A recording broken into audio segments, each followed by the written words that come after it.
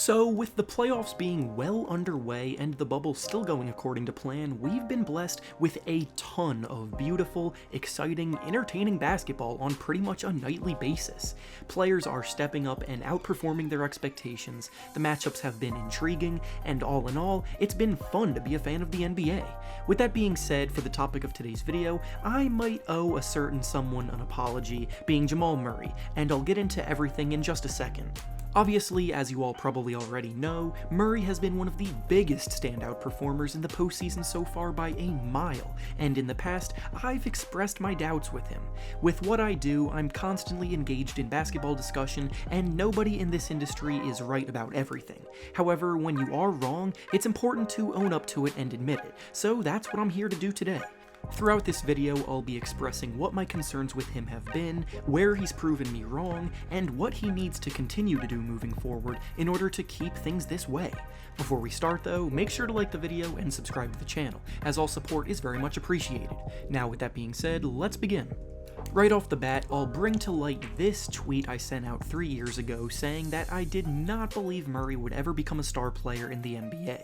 I didn't think he was bad by any means, but I just didn't see the star potential many others saw. Additionally, when I put out my video identifying some of the most overrated players in the league right now, I listed him for a variety of reasons. However, anyone that can do what Murray's been doing in this year's playoffs obviously has star potential, so in this regard, I was definitely wrong. At the time I'm making this video, the series between Denver and Utah is tied at 3 games apiece heading into Game 7, and it has been because of Murray that they got back in it after being down early. He has games where he has scored 50 points twice, 42 points once, and 36 points once, and I'm sorry, but anyone capable of doing that in the playoffs has star potential, so in that regard I was way off. In the series as a whole, he's averaging 34 points while shooting 59% from the field and 58% from 3, which is absolutely bonkers. But the 2 games that weigh down his average came in games 2 and 3, where he only scored 14 points and then 12 points, which is what has always been one of the biggest things that bugged me about Murray's game. He's one of the most capable and talented pure scorers coming up the ranks in the NBA, still only being 23 years old, but while he has shown plenty of glimpses of stardom in the past, it has always been his inconsistencies that have held him back.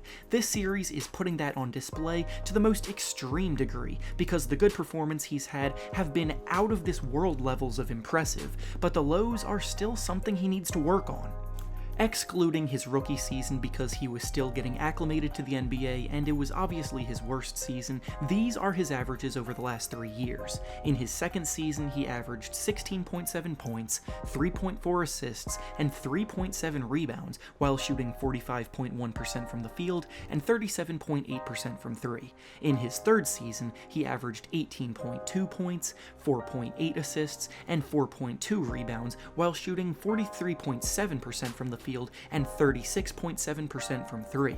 Then this season, he averaged 18.5 points, 4.8 assists, and 4 rebounds while shooting 45.6% from the field and 34.6% from 3.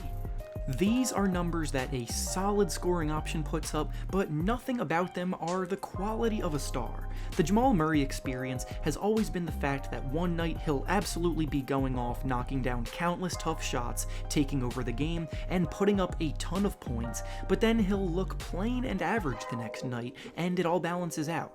Star players in the NBA need to be consistently producing at a high level, and 18 points per game just isn't going to cut it.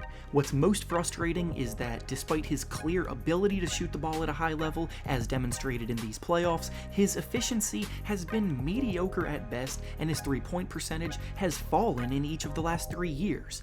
34.6% is below league average, and 36.7% is hovering right around the average mark. But when you have as much ability as Murray does, you want him to take the leap to stardom, and he should ideally be making around 38% of them at least. I understand that volume shooters are not going to have as high of percentages as role players used purely as shooters because of how much they have to create for themselves off the dribble. However, all of the best volume scorers still manage more efficient marks.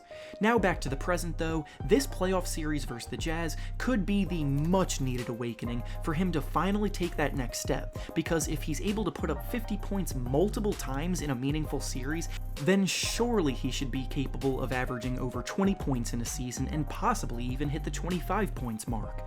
He's been taking a lot of threes and he's making them at 58% in the playoffs, which is probably not sustainable, but it shows how good he can be.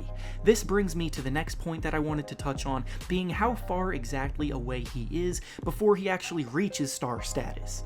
In my view, the amount of stars in the NBA is more limited than you think, and arguably only the top 25 players in the league are worthy of being called star players. A star should have all-star appearances, they should be in consideration for the All-NBA teams, and as I mentioned previously, they should be consistently able to produce at a high level. At only the 2 guard positions, which is where Murray plays as a combo guard, these are some of the names that I believe were better than him going into this postseason in no order: James Harden, Luka Doncic, Damian Lillard, Russell Westbrook, Chris Paul, Ben Simmons, Kemba Walker, Kyrie Irving, Trae Young, Bradley Beal, Devin Booker, Donovan Mitchell, Jrue Holiday, CJ McCollum, and Jimmy Butler. There might be more as well, plus I didn't even name any frontcourt players, yet I was able to name 15 guys at his position ahead of him, and he will need to pass at least half of them before we can finally say that he's arrived. The good news, though, is that the playoffs are where these leaps tend to be made, and historically, many stars have been born from strong playoff performances. The way Murray is playing now clearly puts him in the conversation to jump up several spots on any player ranking, and if he carries this momentum over into next season, he very well could compete for a spot on the All-Star team. The Western Conference is loaded with talent at the guard positions, but this run he's on so far has shown me he can compete with anybody, so it's not unrealistic to see that happen.